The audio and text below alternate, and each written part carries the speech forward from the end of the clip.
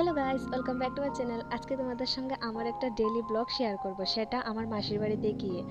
মাসির বাড়িটা বেশি দূরে না, কাছাকাছি। এখানে সকালে উঠে ফ্রেশ ট্রেশ হয়ে রেডি হয়ে যাব আস্তে আস্তে। এখানে রেডিও হয়ে গেছি, বাড়ি থেকে বেরিয়ে পড়বো। গিয়ে পৌঁছেও যাব কিছুক্ষণের মধ্যে। তারপর তোমাদের সঙ্গে শেয়ার করব সবটাই।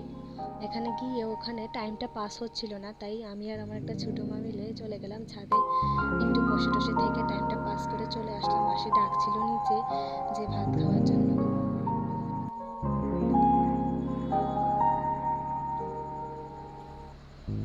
তোমাদের সঙ্গে সবটাই শেয়ার করবো, তোমরা দেখতে থাকো।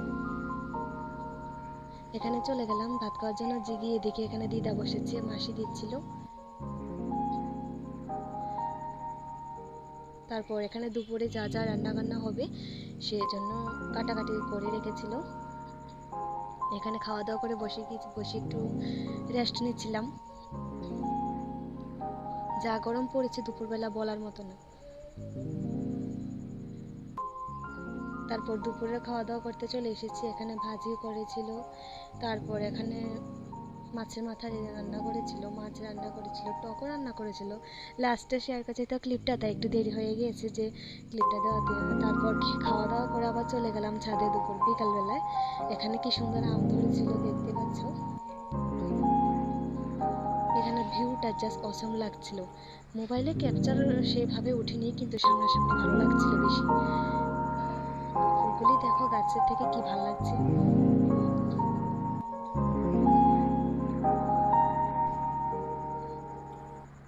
তারপর আস্তে আস্তে দেখতে দেখতে সন্ধ্যাও হয়ে গেল। সন্ধ্যার সময় বসেছিলাম আমি আমার ছোট মাটা মিলে। এখানে আমার ভাই টিভি দেখছিল। তারপর বলছিলাম একটু ক্যামেরার দিকে তাকাতে, তাকালো, তাকাইয়ে বলছে, এই আমাকে নিচ্ছিস কেন?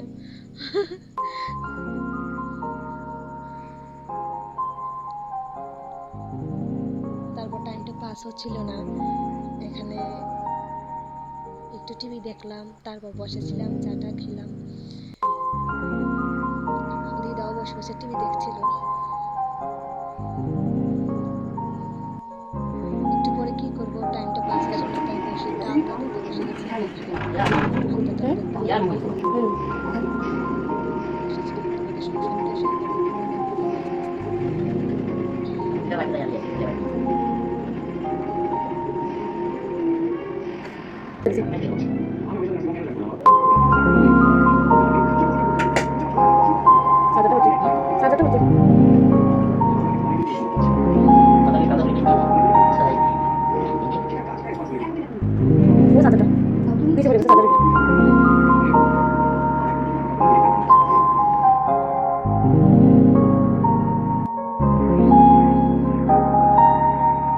তারপর আলতা দেওয়ার পর একটু নেল পালিশও দিয়ে দিলাম হাতে।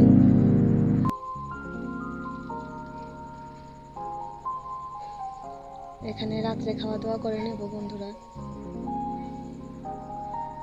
প্রথমে জানিনি গাইস, কারণ আমি তো এখানে ডেলি ব্লগটা শেয়ার করলাম আজকে সারাদিন, তাই টুকটাক যাই করলাম আমি সবটাই তোমাদের সঙ্গে শেয়ার